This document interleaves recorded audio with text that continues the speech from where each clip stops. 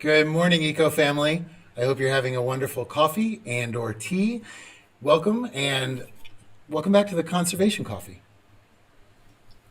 This is a few minutes in your morning where we're going to talk about positive eco stories and show that all of our efforts that we put out for eco-based stories actually can change the world around us. So let's go ahead and jump in.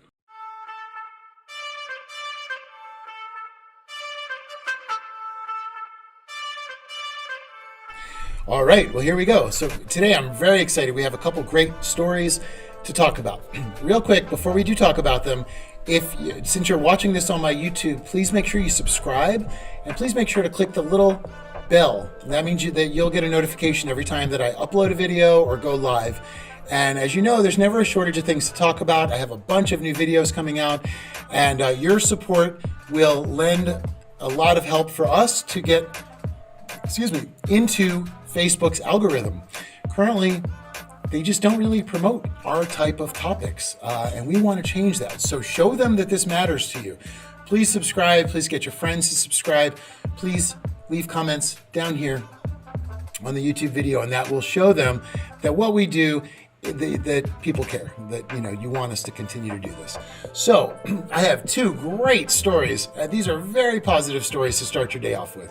So it turns out that the EU has made a huge step forward. The Commission decided that, and this is from Europe's chief policy-making body last Wednesday, they called for a safer, more sustainable chemicals market. Now, I know chemicals are not really something that we always think is a good idea, but they are out there and we need to reduce the problems that they cause. Now, what they're going to do is they're going to create a zero tolerance approach. And it basically will eliminate hormone mimicking compounds. Now, hormone mimicking compounds are the compounds that are endocrine disruptors. These are things that once they go into your body, they alter the way your body works and end up giving people like me environmental cancers and other people chronic illnesses.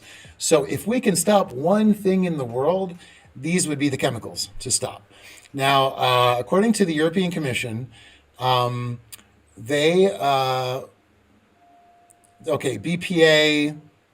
flame retardants, pesticides in the United States, just so you guys know, are basically unregulated. You can use them at free will. My friends in Florida do a lot of work showing all this insane pesticide use, and it's really just a way, they're spraying weeds, they're spraying dead areas. Like, pesticides aren't going to help anybody. They might be helpful for farmers, but that's a different story. But a pesticide market is massive here, and it's an endocrine disruptor. Very important to know. Same with BPA, same with a lot of these other things. And Europe wants to say no more. There can be zero of these disastrous chemicals that we give to people. I think it's really incredible because it's been something that has been a very contentious thing, and everybody has been out there giving awareness. One of my good friends, Stell Bailey, is always out there fighting against these types of endocrine disruptors. And Florida has a lot of issues. The entire U.S. does. Actually, all of our tap water contains a certain amount of endocrine disrupting chemicals. Now, the EU said, we're not going to do that anymore. We are going to stop it. So I like this quote. They say, it's a once-in-a-decade opportunity to rethink Europe's approach to chemical management. Every day, our exposure of cocktails of harmful chemicals is translating in real-life conditions and diseases for current and future generations. This is what a lot of us that are activists are always talking about, because we know that these companies pour these chemicals out and we get sick and we pay the price while they go buy more islands for their shareholders.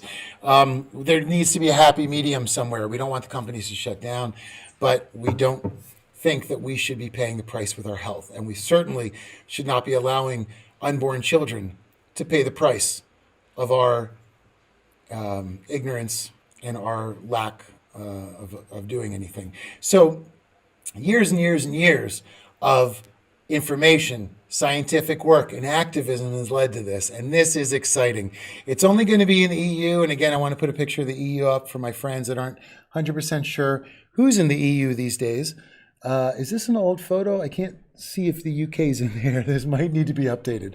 But all of these countries will soon have a zero tolerance for harmful chemicals that are allowed to be in there. So that is a huge victory.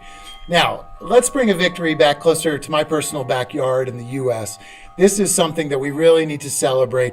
We all know that the honeybee numbers have been decreasing rapidly. A lot of it due to pesticide, a lot of it due to GMO use. A lot of GMO foods, in order to keep bugs away, create a thing, it's another endocrine disruptor, where it goes into the body of the bees and their stomachs explode and it kills them. Sounds like sci-fi, but unfortunately, it's modern farming technique.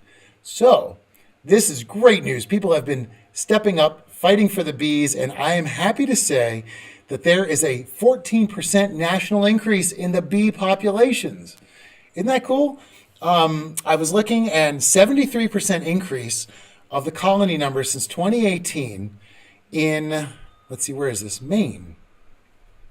Now, the other states that have been doing really well, the 14% increase, the latest report from the National Agricultural Statistics Service says that Nebraska, Oklahoma, Michigan, and Maine reported the largest percent increases in bee colonies over the last 2 years. Oklahoma, this is really cool, reported 69% growth. And whereas, again, Maine is the most improved bee colony with a 73% increase in bee populations. So remember, everything we're fighting for works in concert with everything else. As many of you are aware, bees are pollinators, they're cross-pollinators. Almost all of our crops, whether it's honey or not honey, are essential. If the bees die, our ability to survive is greatly reduced. We need bees. They're maybe one of the most important things on the planet. And they're rebounding back here in the United States because of people's fights against pesticide, the fight against GMO crops, and basically everybody standing up for bees, becoming aware of it. This is what matters, awareness. We learned about the bee problem. Everybody took it upon themselves to talk to their friends, and a conservation conversation happened.